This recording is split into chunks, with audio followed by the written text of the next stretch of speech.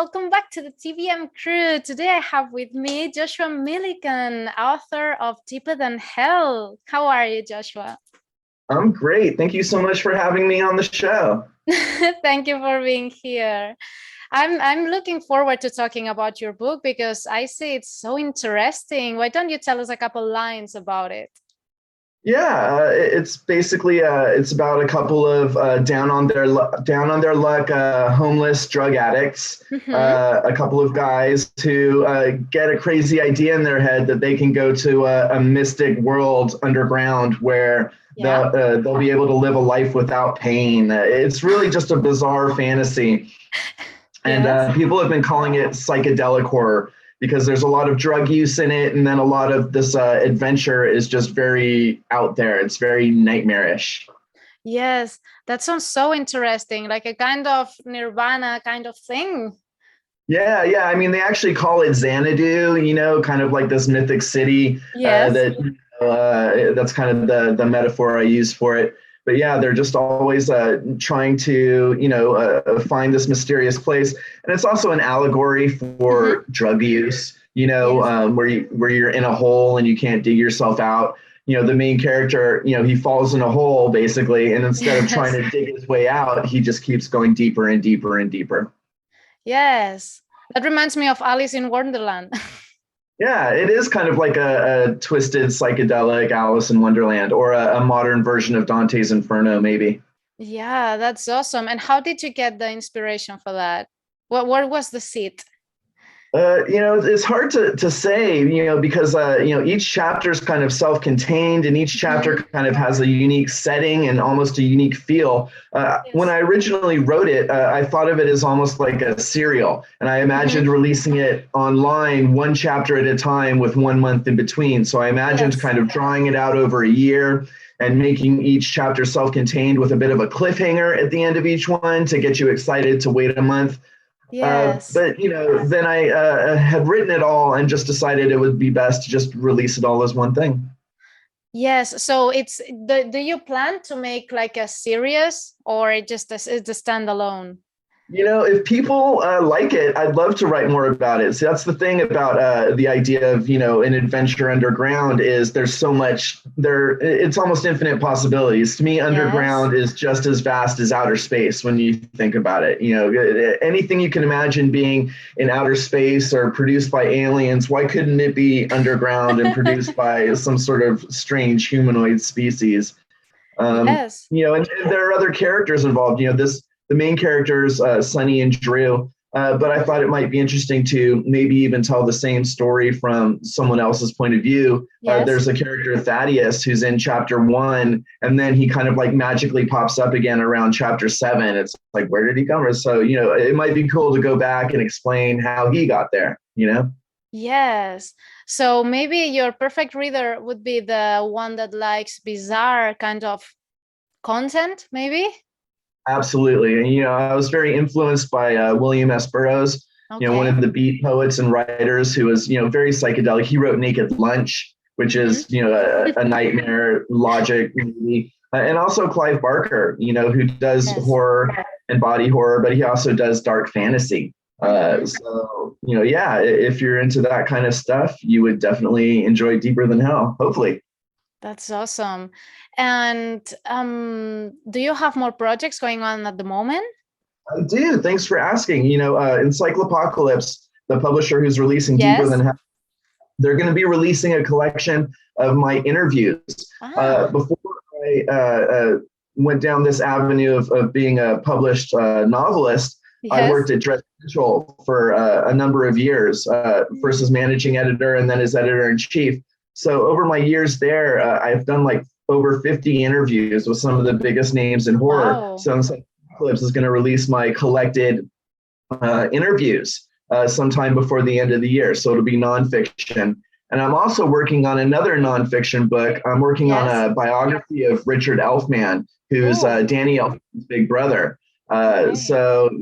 I'm working on that as well. And I'm working directly with Richard. So it's an authorized biography where I have access right to the source. So I've got a few things in the works, both fiction and nonfiction. That's amazing. And how have you thought, because now I was thinking this kind of psychedelic, kind of bizarre content works awesomely with graphic novels or with horror art. Have you thought of making something like that with your content? Love it. I think the way that would work would be, if there's an imprint like, I don't know, like Boom or Dark Horse or something who Mm-hmm. likes the concepts. I would love it if there were graphic artists out there who would like to adapt it. I almost think that my one slim little book that's only 180 pages, I Yes. almost feel like you can make a graphic novel about each chapter because, like I said, each chapter is kind of self-contained. But yeah, Yes. I would absolutely love for someone to wrap their mind around it. And I purposely never racially identify the main characters. So it's Yes. really wide open in terms of, any artist could put him or herself into these positions. Sonny and Drew, the two characters, aren't really specific. So Mm-hmm. it leaves it wide open to other people kind of imagining themselves in these characters' shoes. And I'd just love to see where they'd go. Then maybe, but what would be so cool would be to reach out to several different artists with the same idea and see what they do with that. Because Yeah, yeah. yeah, even when they give you a description of, because when I make my drawings, sometimes it happens that they give me some kind of description and I do something and it's like, I have never imagined it like that, because I have a description, but a drawing can be. So if your ideas are so abstract and so psychedelic, maybe that would be so cool to see what different artists do with Yeah. it. I almost feel like it would be great to have like a fan art contest or something because Yes, exactly. I have so many strange characters in here. The guy with needles on his fingers, the tribe at the very end that's kind of like a different species of human almost. So yeah, I would love to see creative artists to see how these descriptions are interpreted in their creative minds. Yes. And how did you get into this world? I've just always loved horror movies. In terms of the creative world, I have a creative writing degree. So, I have been writing short stories and poetry, but for the past 10 years, I've really just been a journalist first and foremost. Okay. So, being a horror journalist specifically, I'm just obsessed with horror movies. And Yes. I've seen, so many of them, and that was basically a huge inspiration. I was, of course, inspired by horror literature, but just as Mhm. much, I was inspired by horror movies.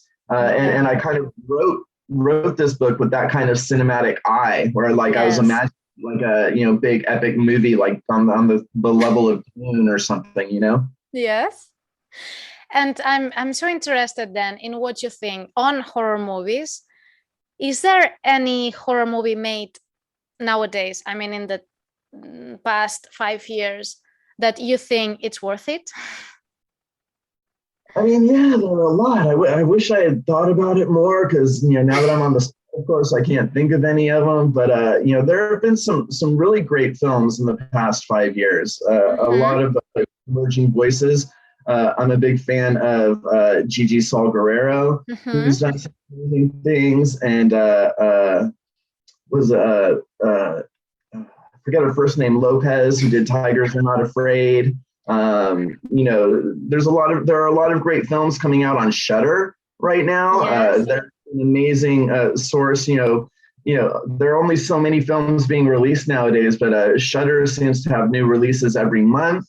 And they're usually really high quality, American films and foreign films. Mm-hmm. So yeah, I think there's people who are absolutely nailing it. Horror's changed so much in the past 10 years. Yes. When I first Yes. started writing horror, it was still kind of like an underdog genre where I felt like I had to Yes. defend, but now it's in the mainstream and I don't have to convince people that, you should be checking this out because, most people are excited about upcoming horror movies.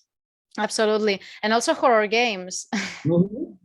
because horror games are just terrific. I have Yeah, been yeah. a game freak all my life, and now they just make amazing, amazing games.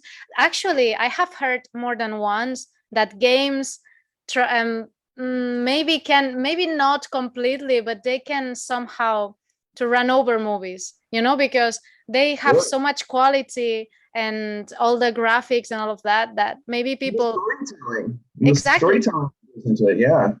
Exactly, you can get into the movie. I mean, you can watch Silent Hill or be in Silent Hill. Right. Right. And now Halo and The Last of Us. It really is a wellspring of creativity. I absolutely agree that these developers are putting just as much effort into storytelling and presentation and aesthetic and mood as a filmmaker. And I'm thinking, with all your expertise, which is wide, is there something that you have learned from your start, when you started writing or journaling or getting into all this world? Is there something you have learned, like a mistake you wouldn't make again, something that you would give as an advice to new authors, for example? Sure. I don't think I've made any big mistakes in terms of my creative writing, but I think that there are a lot of resources out there now, and I think people can look for mentorship, which is something that I didn't really do. I kind of came up before the internet a little bit, so I've always been a little more independent. But I think there are a lot of people out there willing to help out in terms of advice and encouragement and things like that. And I would encourage people to find your allies, find the people who are going to support you. And usually you can find the people whose work you support, and you tell them, I really liked your book, or I really liked your film. And a lot of times you can make a connection, and that person will then, be available to give you advice, or, review your short film or your short story or your novella. Yes. Don't put yourself in a box. We're not at that stage anymore where you can be the writer, like, in a cabin in the woods, just writing on a typewriter. That's your whole world. You need to open it up a little bit more. Yes, I think that maybe because it's fun, because I was talking the other day to Chris Macaulay, the co-founder of Stalkerverse with Dr. Stoker, and I asked him something similar, and he said exactly the same. He said, go find your mentors. That's the first thing you have to do. He said exactly like you.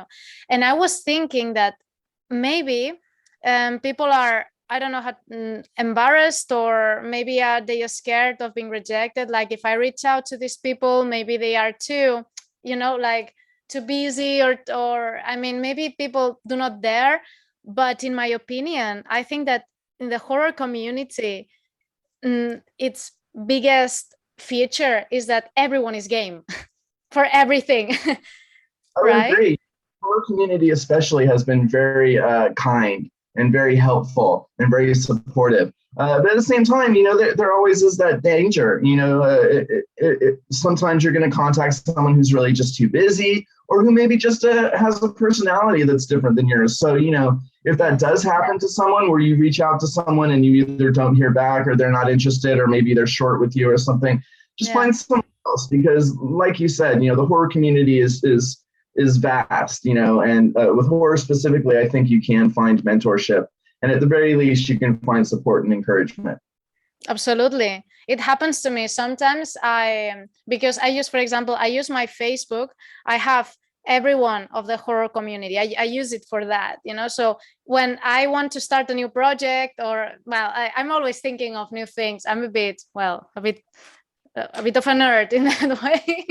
And I propose anything at all, like, let's do this, let's do that, who knows this, who knows. I have like 300 people like commenting. It's just absolutely crazy. Everyone is so willing to help. Or because, for example, as you have noticed, English is not my language. So I mess it up. I mean, you have an incredible the English language. No, really. I mean, you express yourself very well, and you're really on top of everything. I mean, yeah, I can tell English isn't your first language, but I would say you're an expert English speaker. Oh, no, I'm not. I'm always like, sometimes I want to say something, it's translate in my brain. That's nothing. But sometimes I ask, because I have a lot of editors and a lot of writers on my social media, and sometimes I ask, like, how on earth do I say this in English? Or what does this mean? Because sometimes I hear something like, what I have no idea what this means, and there's Sure. lots and lots of people answering me like, okay, I understood, I understood, like stopping the snowball of people answering. So, and I think that doesn't happen in other fields. It's the horror community is so amazing, and I agree, people can find lots of support in there. Absolutely. And horror is so vast. It's not just film, it's not just literature, it's art, it's sculpture, it's special effects. There's so much, in horror. It's not a limited scope at all. It's a really vast wonderland. Yes, and I think, in my opinion, ignorant and personal opinion, I think that people in the horror community, they are so cool because they have no, I don't know how to say, they are not in a box, as you said. It's maybe in other fields or in other genres, they have to be like in an altar, like I'm a serious person and I don't talk about this or about that, but in horror, that everyone just says any kind of thing that comes to their mind, or I think they just pour their ghosts and their fears and their bad stuff in the books or in the content they make, so they can just be cool. A lot of people who were into horror started as horror fans, and a lot of us felt like outcasts, because horror was always kind of transgressive, so you have a whole bunch of people who felt like outcasts, who felt like they didn't belong, and now they feel like they're part of this huge supportive community. So It feels really, it's really easy to just enjoy it and really revel in it. Yes. And where can people find your work as a journalist? Dread Central. Most of my work is on Dread Central. So if you did a search for, Dread Central, Josh Millican, you'd find my author page, and it's, it goes back years. It's extensive. And you can also follow me on Twitter is my main thing these days at Josh_Millican, Millican. And I share my work there. I haven't been writing anything that's been published online for about the past 6 months. I took a sabbatical, and now I'm concentrating on my novel. Yes. But search me out on Dread Central. Follow me on Twitter. And as a journalist, what's the hardest thing when you are interviewing someone or you're putting together an article? What is the hardest thing to do? Well, in journalism, I think there's always a sense of urgency, because there's a desire to get information out while it's still relevant and before your competitors get the information out. So, the hardest thing is balancing your desire to get it out really quickly with the necessity to, check your sources, proofread, make sure the formatting is all set, so it's a little bit of a, there's always that tension there because you just want to get the information out first and, be the first one people put their eyes on. But you do have to take your time and make sure it's done right. And what's the best experience you have with that? I mean, just journalism has really taught me some lessons that I've been able to carry over now into my creative writing. It really teaches you how to trim the fat. You want to keep everything essential. With journalism, you're competing with all these other sites. People are online. There are all these other, things popping up for their attention. So you really need to hook your reader, and you need to keep them hooked. And journalism, that mentality carried over to Deeper Than Hell. Because I actually wrote Deeper Than Hell a few years ago. Yes. And I had it on a shelf for a while, and I've just been concentrating on journalism. And then when I picked it up again with my journalistic eye and with my skills really sharp, I was able to trim a lot of the fat and, make sure that I was being clearly expressive, and that, I wasn't giving people a window to be like, oh, this is kind of dull, I'm just going to set it down. I really concentrated on keeping everyone engaged as much as possible with every sentence. That's so interesting. I can imagine it has taught you a lot of things. Absolutely. because I think right. a lot of creative writers might want to try journalism because it does teach you those skills. The great thing about creative writing is Yes. there's no limit, right? But when you work within certain parameters, you learn skills, and it's Yeah, those okay. skills that are going to help you out. Even more when there's a lot of people expecting things from you, even your readers and the people you work with. So that pressure, sometimes pressure is good, as you say. I mean, pressure hardens things, right? So, it solidifies your skills and it just makes you better equipped.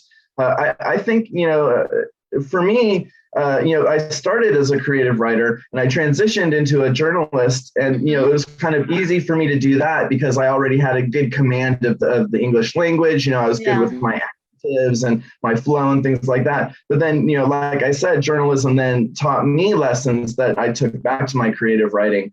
And, learning both sides of it, I think just makes me a better writer in both arenas, in fiction and in nonfiction. Absolutely.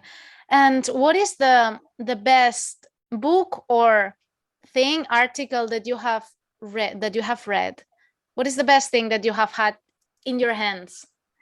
Oh man, the best thing. I don't know. I mean, I just finished reading The Ruins by Scott Smith, Okay. which is fantastic. They made a film in 2008, and Scott Smith also wrote the screenplay. So that was fantastic. I really enjoyed that.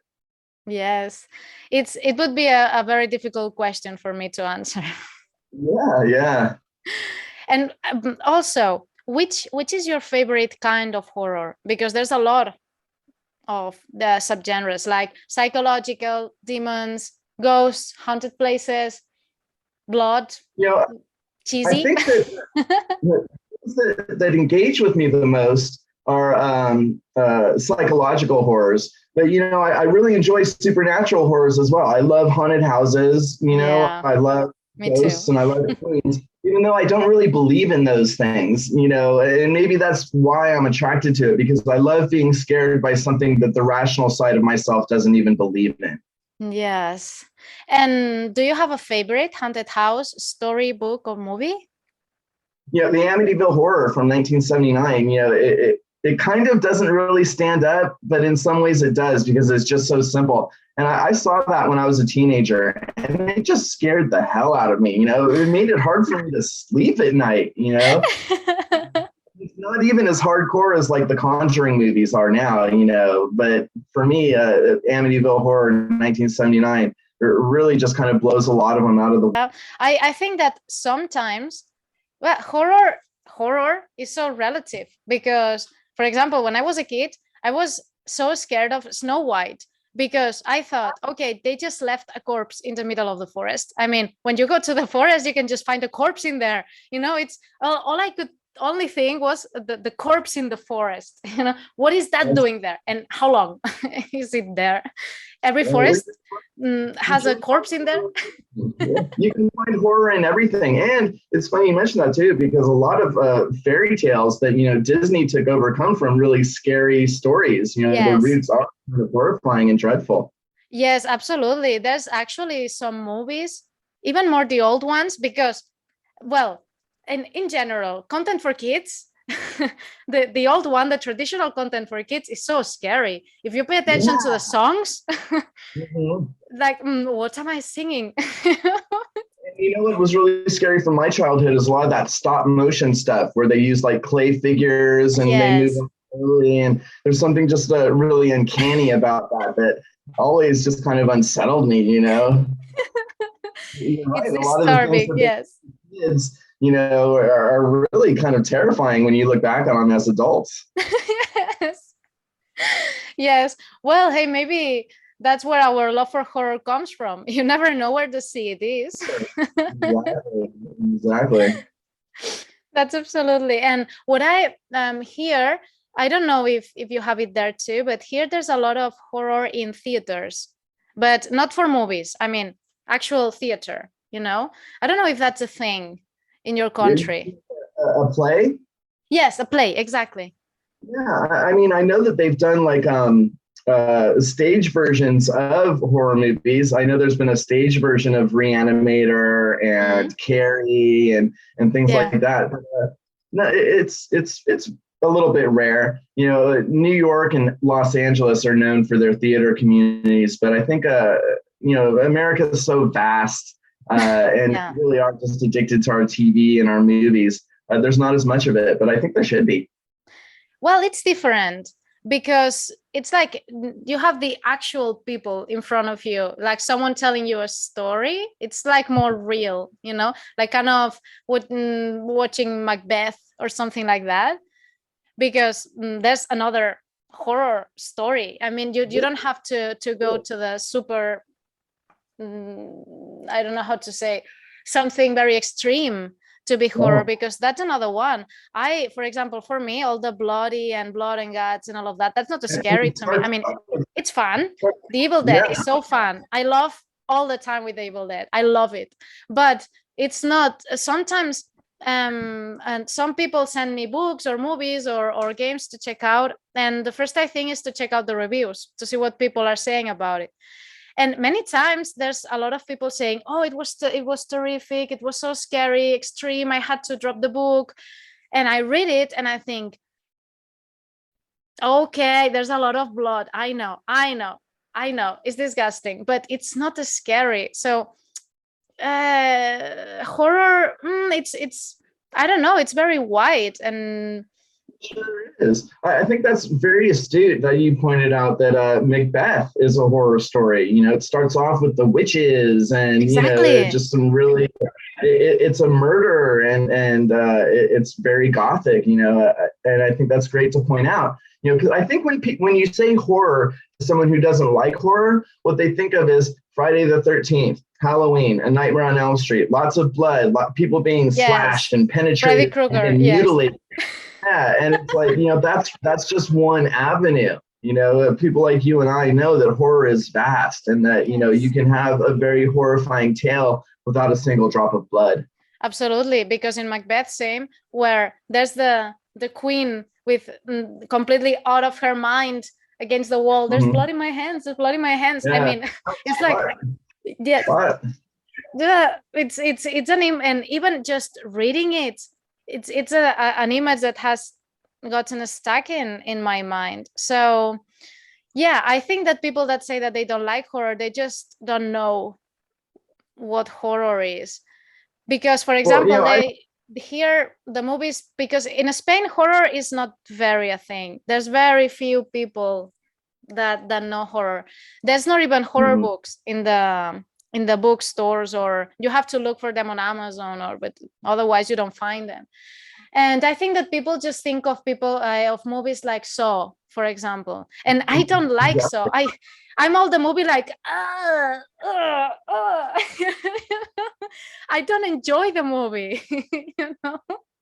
I've had so many friends who say, oh, I don't like horror movies. And I'm like, you know what? I'll find a horror movie that you like, because there really is something for everyone. You know, you can, Guillermo del Toro horror movie, you know, but it's like, you know, Pan's Labyrinth or Mama, you know, it's such an intense, beautiful thing, you know, and it's not your typical horror movie. And they're filled with drama, you know, genuine drama and great actors and great scripts, you know. So yeah, people who tell me they don't believe in horror, I'm just like, well, you just haven't seen the right horror movies yet, and I can show you something that you'll really like. Yes, exactly. Like people who don't like coffee. Right. Yeah, I thank you. I don't drink coffee. What's wrong with you? It's been so lovely to talk to you, but we're running out of time.